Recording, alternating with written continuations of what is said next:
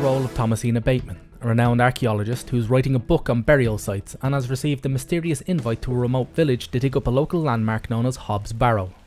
Upon arrival, she gets stood up and has to investigate the area on her own.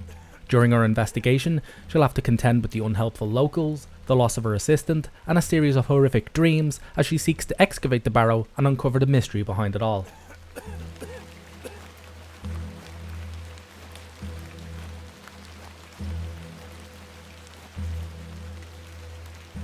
Ah, Miss Bateman. Welcome back to Ticehurst House. It's been quite some time.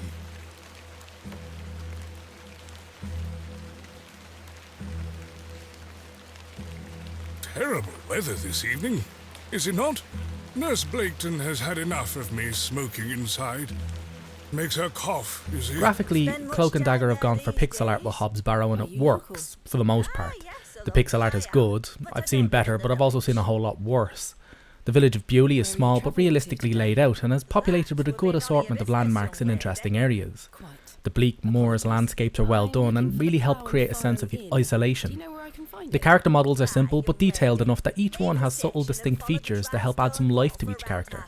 The animations in the cutscenes are a bit wonky and can lead to the feeling of the scenes being a little bit odd, which undermines the horror element to a small degree. Thank you very much. I wish you a pleasant journey. What brings you to Bewley? I beg your pardon? What brings you to Bewley, miss?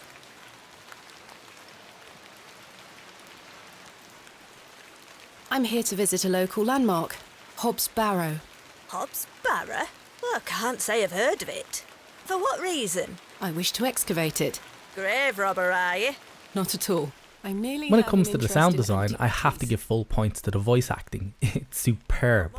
All of the accents are spot on and even the child voices are great. You believe that these are real living people and it gives the story and atmosphere so much more traction in your mind. There's genuinely not a single weak link in the entire cast and that's a huge achievement. Especially when you see other games, often with budgets 10 times the size, completely phone in their voice acting. But good voice acting is wasted if you don't have a good script, and Hob's Barrow has an excellent one. The dialogue is all believable and conveys a huge amount of information in quite a short space of time. It's tempting with games set in this time period to end up with all the characters speaking like they're overacting in a Shakespeare play, and I'm delighted to see that they've managed to avoid that here. I'm heading to the Plough and Furrow. Bloody good pub, that. It has the finest ales in the whole county. Oh, I'll take you there if you like. I believe we are standing directly in front of it. Oh, so we are. Please, Yes. give us a kiss now, won't you?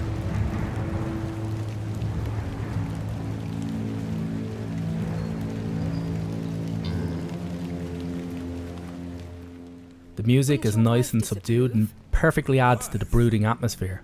It doesn't intrude on the dialogue or the action that's happening on screen. It knows its place and helps give real emphasis to the emotions in every scene.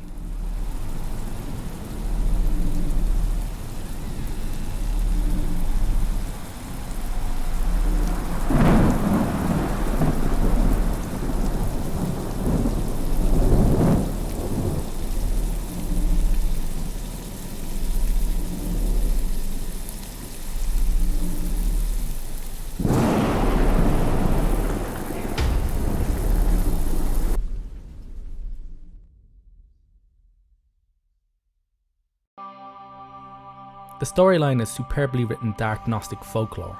It's a subject we don't see a lot of despite it being a genre that's absolutely stuffed to the gills with deep, rich lore and story potential. The mystery behind Hob's Barrow is an ancient one and brings in aspects of witchcraft, fairy tales and the sort of local mythology that prevails in remote areas like Bewley. Such horrid The plot unfolds as you explore the village and talk to the locals and the secrets of the Barrow are slowly revealed. The pacing is very well done and you're kept engaged as each new scene adds more to the puzzle and each answer adds 2 more questions. My one gripe about the story, and I'm only mentioning this because I am struggling to find anything wrong with this game, is that when the reveal is made, there's no option to try and change things despite Thomasina knowing full well what's about to happen.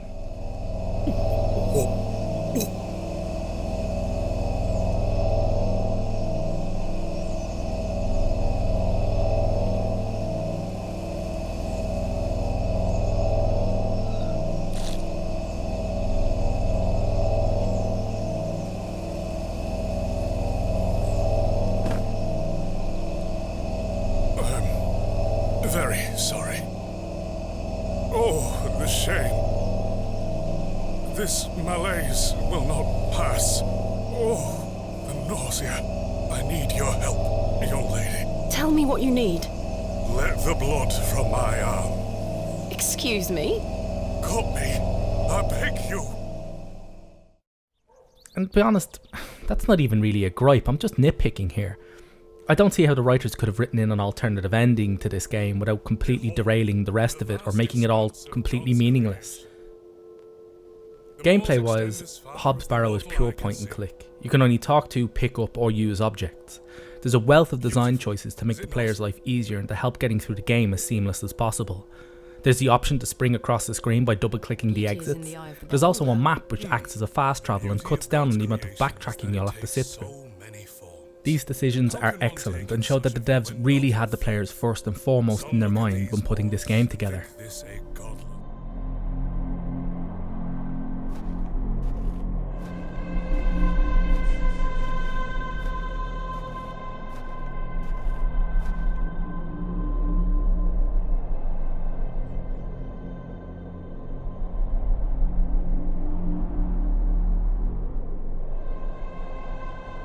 Hello, Thomasina. What is this? In conclusion, the Excavation of Hob's Barrow is an exciting, engaging folk horror story that I'll be recommending to pretty much about everybody. It's a story based in an area and time period that we don't see much of, and it's a real treat to experience. At a little over 6 hours, there's a good amount of story here for you to get into, and it'll keep you hooked from start to finish. The game looks and sounds great, and the flawless voice acting goes hand in hand with the gameplay in what is surely one of the better games to be released this year. It's certainly one of the best indie games I've played in a long time. Get it.